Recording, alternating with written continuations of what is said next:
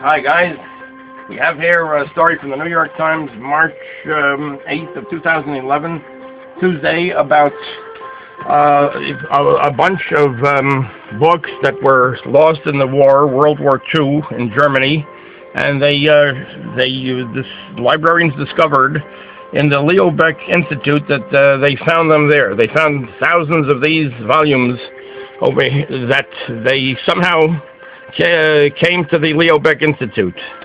So here we go. Here you see these are the various pictures here, and we'll read we'll start reading in a minute. This is about Jewish texts lost in war are surfacing in New York. Hundreds of volumes taken from Germany, and this is by Sam Dolnick. In 1932, we'll start reading right now. In 1932, as the Nazis rose to power in Germany, a Jewish librarian in Frankfurt published a catalog of 15,000 books he had painstakingly collected for decades. It listed the key texts of a groundbreaking field called the science of Judaism, in which scholars analyzed the religions, philosophy, and culture as they would study those of ancient Greece or Rome. The school of thought became the foundation for modern Jewish studies around the world. In the tumult of war, great chunks of the collection vanished. New librarians an ocean away, have determined that most of the missing titles have been sitting for years on the crowded shelves of the Leo Baeck Institute, a Manhattan center dedicated to preserving German Jewish culture. The story of how the hundreds of tattered cloth-bound books with esoteric German titles ended up in New York includes impossible escapes, careful scholarship, and some very heavy suitcases.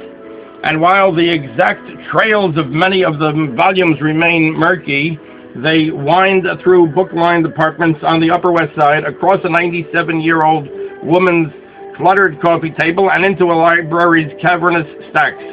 For Jewish scholars, the collection of Science of Judaism texts, in German Wissenschaft des Judentums, is a touchstone marking the emergence of Jewish tradition as a philosophy and culture worthy of academic study. Quote, "We're all heirs to the legacy of Wissenschaft," said Jonathan D. Sarna, a professor of American Jewish history at Brandeis University. The University Library, Frankfurt, still houses the bulk of the collection, but experts there have determined over several decades that they were missing some 2,000 books listed in the 1932 catalog. In the last 2 years, a team led by Renata Evers, head librarian at the Leo Baeck Institute, found that her shelves had more than 1,000 of the lost titles. While scholars say the books in New York are probably not the same copies as those lost from the Frankfurt Library, their rediscovery offers the chance to rebuild what one professor called, quote, a legendary collection. Frankfurt librarians are putting the collection online, while the Center for Jewish History, the Institute's parent organization, is seeking a grant to do the same. Quote, "This is very exciting," said Rachel Euberger, head of the library's Judaica division.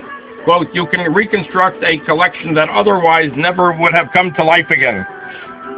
Scholars say the books were most likely brought to New York from Europe by private collectors and antiquities dealers. In the past 50 years, donors, nearly all of them German Jews, who immigrated and prospered here, gave them to the Leo Baeck Institute. The donors, photographed in their cinched ties and sober suits, represent a generation of scholarly New York immigrants that is nearly gone.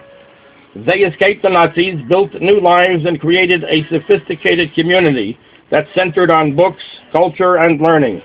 Their ranks included the political philosopher Hannah Arendt and Dr. Ruth Westheimer. That's Hannah Arendt and Dr. Ruth Westheimer. Many came to this country hauling suitcases filled with books, and as they settled here, they created academic journals and scholarly institutes. They debated politics during formal dinners in Washington Heights parlors. They took typewriters along on vacation so they could keep working.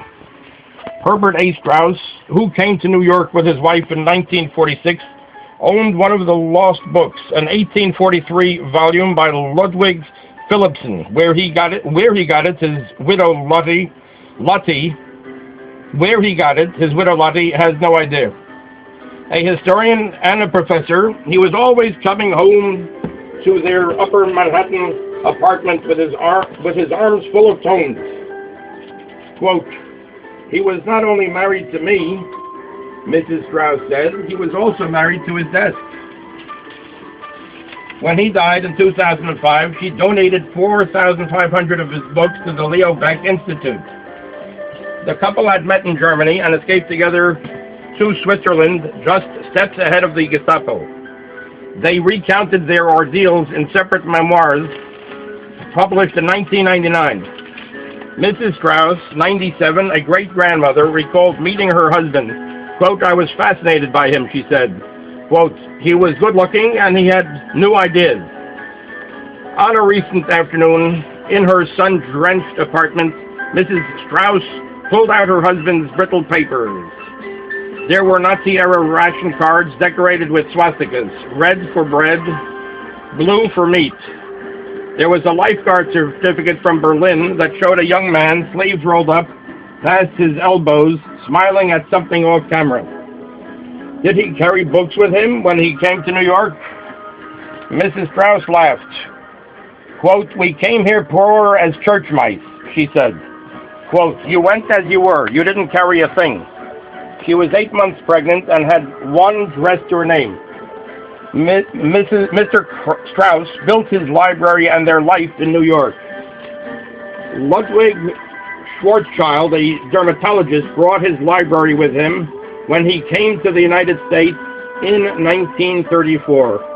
Although his practice north of Frankfurt was shuttered by the authorities, he, his wife, and their 2 young children were able to take most of their possessions out of Germany, said their daughter, Laurie Singerman of Annapolis, Maryland.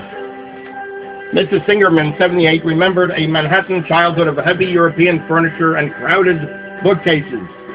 Reading was highly prized. Prayer books, the Saturday Evening Post, National Geographic. Her father owned one of the lost Wissenschaft volumes, an 1888 edition of a Hermann Cohen book. His family donated it to the Institute in 1970, the year he died. Mrs. Singerman does not know where her father got the book, but said, quote, "If it was in German, he probably brought it with him. He didn't buy German books here. He didn't buy German books in America." Fred W. Lessing, another German Jewish donor, built such a vast book collection at his home in Scarsdale, New York, that he ordered catalog cards from the Library of Congress to keep track of it all. He was chief executive of a Yonkers metal company, but his passion was his library and discussions with professors and writers. Mr. Lessing scoured auction catalogs for treasures with a special focus on the history of the Enlightenment. His children knew enough not to touch his good books, says his daughter, Joan Lessing. Quote, "His library was part of our lives," she said. "Books were in every room." Mr. Lessing gave the Institute an early 20th century edition of a volume by Adolf Eckstein, but his daughter did not know where he had gotten it.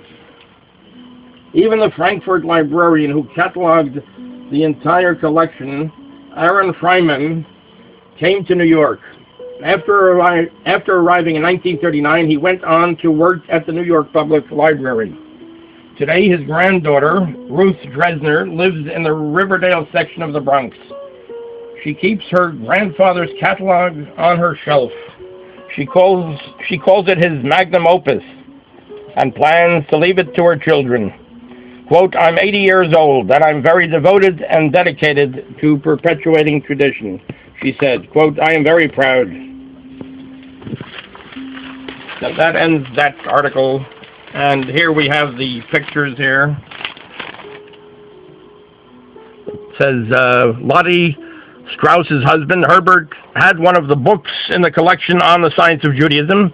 And here we have this picture. This is in the Leo Baeck Institute. Renate Evers, above of the Leo Baeck Institute, where titles were found. Right, Herbert A. Strauss's identification card and a map of Frankfurt. Here's that.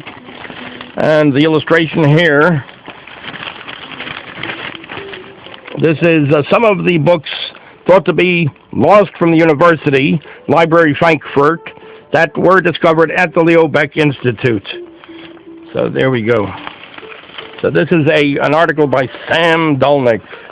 Jewish texts lost in the war are surfacing in New York. Hundreds of volumes. Hundreds of volumes taken from Germany. Oh, okay. Thank you very much for tuning in. Okay. Okay. See you next time.